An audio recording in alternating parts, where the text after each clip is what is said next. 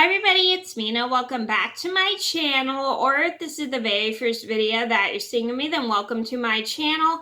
Please be sure to hit the subscribe button down below if you didn't already. I post every day except for Tuesday and Friday afternoon sometimes. And today in this video, I'm going to do a try not to cry challenge. And today I'm going to talk about my top 5 saddest animal losses. And I'm definitely going to fail at this one for sure. And today I'm going to share with you guys some of my saddest losses of my animals, and I thought this would be a good video to help me cope through losing my dog Gabby, who just recently had to be put to sleep about a week ago from today. Looking back, I was thinking about all the animals that I've had that I have lost, and these were by far, for me, the saddest losses I've ever had when it came to losing animals. So I'm going to get started. So number one on my list would have to be Mr. Knucklehead, and So when I was much younger, we had a Nikita Newfoundland named Mr. Knucklehead.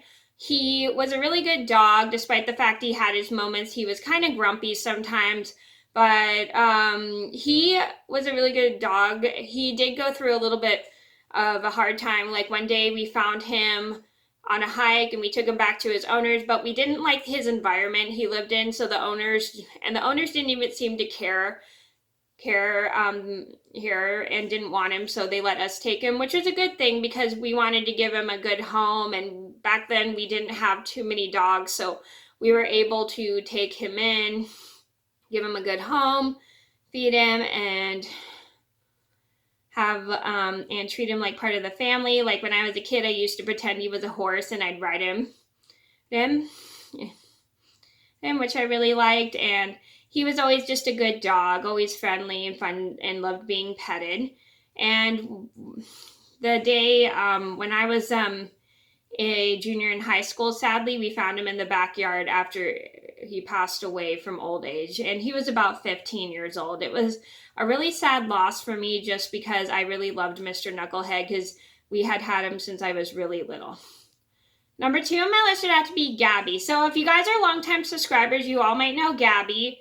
She was my little Boston Terrier she has been on my YouTube channel ever since I first started YouTube. We sadly, about a week ago today, we had to put her to sleep, and it was a really hard thing for me and my mom just because we had gone through so much with Gabby. We had gone through so many hard times with Gabby. We had gone through so many good times with Gabby, so many fun times with Gabby, so many humorous times with Gabby. It was just super hard for us just because Gabby was pretty much a part of our lives since I was in 7th grade. And losing her was just so hard. And she was like a huge part of spending COVID, and she was a huge gratefulness to be stuck at home during COVID, which is a good thing because we weren't sure how long she was going to make it. And she made it past 16 years, which was crazy because usually with dogs, I'm sure if you guys have all had dogs, usually you put them, usually you have to set them free by the time they're like 15 or 13 due to old age. But Gabby lived up to 16 years, which is kind of crazy. And she was our longest living dog out of all the dogs we've had. All our other dogs that I mentioned on this list had to be gone by 15 or 12. Well, then just losing Gabby was a hard thing for us just because she was a part of so many times in our lives, like hard times, good times, and just grateful times. Number 3 on my list would have to be Pearl. So if you guys are also longtime subscribers since 2012, you might remember my dog Pearl. Pearl was my other Boston Terrier. We had to put her to sleep in 2015 because she had a brain tumor. It was very hard because Pearl was also pretty much a part of our lives as well, and we loved her a lot. And she was really important to us because we also got her right after my grandpa, like 1 year after my grandpa passed away.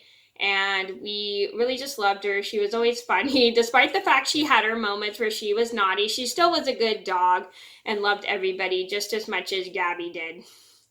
Number 4 on my list would have to be Rita, and she was my Belgian Shepherd. So losing Rita was a really hard thing for me and my mom, because Rita was so much a part of our lives, and my mom loved my dog Rita so much, and I loved her just as much.